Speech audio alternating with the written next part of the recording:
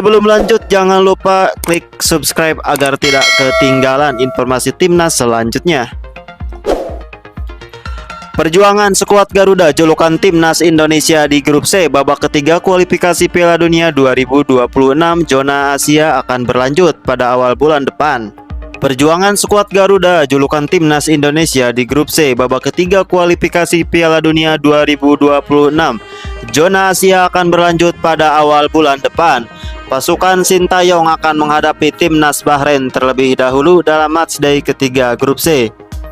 Laga itu akan digelar di Bahrain National Stadium pada Oktober tanggal 10, 2024. Berselang 5 hari kemudian, timnas Indonesia akan terbang ke China.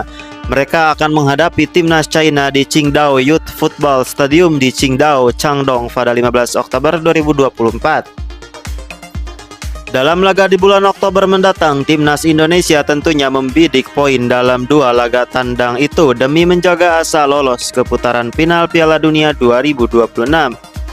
Saat ini, skuad Garuda sendiri tengah menempati posisi keempat di klasemen sementara grup C dengan 2 poin.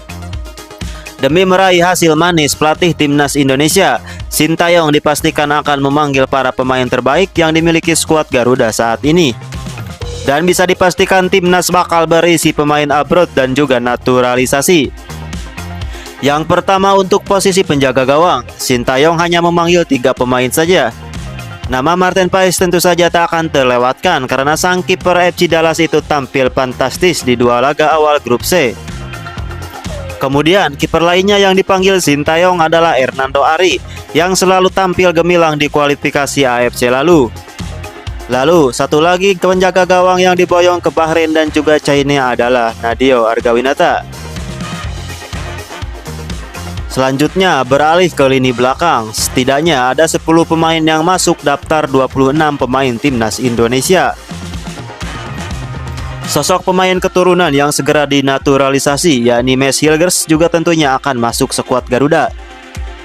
Kabar terkini menyebutkan bahwa proses naturalisasi sang pemain tengah dikebut dan bahkan dikabarkan bakal mengucap sumpah warga negara Indonesia di Belanda pada hari Senin pekan depan. Selain Mads Hilgers, sejumlah pemain langganan yang biasa mengisi lini belakang timnas Indonesia juga dipanggil. Mereka adalah Jai Iznes, Rizky Ridho, Justin Hubner, Sandri Walsh, Asnawi Mangku Alam, Calvin Perdong, Sain Paitinama. Khusus Pratama Arhan, ia tidak masuk daftar. Dan dia digantikan Jordi Amat yang di 2 laga awal grup C harus absen karena cedera ringan. Sementara itu di lini tengah STY akan memanggil 6 pemain yang akan memperkuat timnas Indonesia. Salah satunya ada pemain yang segera dinaturalisasi Eliano Raiders. Pemain tersebut diketahui bisa diturunkan di banyak posisi sehingga bisa menguntungkan Sintayong. Lalu ada sejumlah pemain abroad yang berkarir di Eropa yang turut diandalkan. Mereka adalah Tom Hai, Ipar Jenner, Nathan Choaon, hingga Marcelino Ferdinand. Satu nama terakhir adalah Rizky Kambuaya.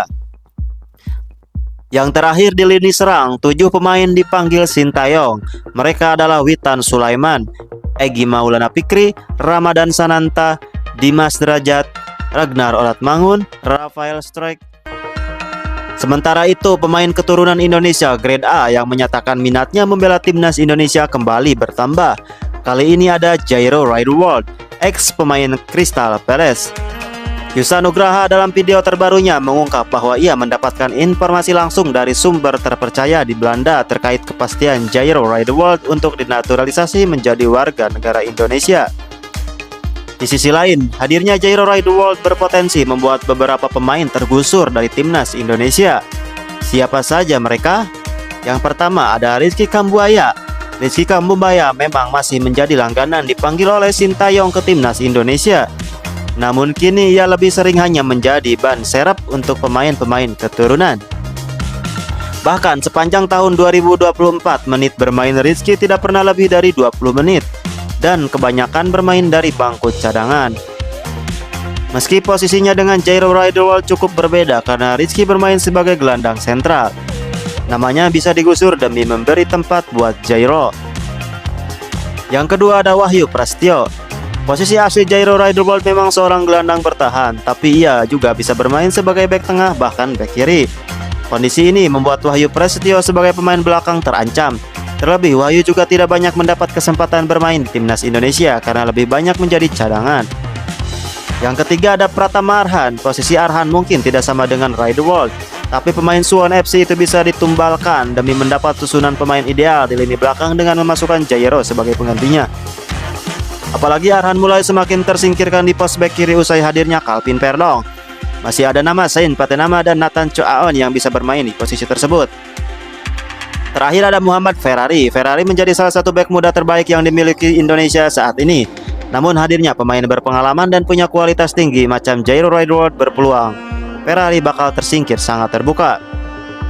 Dengan usia yang masih 21 tahun, Ferrari besar kemungkinan bakal dimaksimalkan oleh Sintayong di timnas U23 demi memberi jam terbang dan pengalaman internasional kepada Muhammad Ferrari. Patut kita nantikan kiprah tim nasional Garuda dalam kualifikasi Piala Dunia Grup C zona Asia. Semoga timnas Indonesia mampu terbang tinggi di ajang kali ini.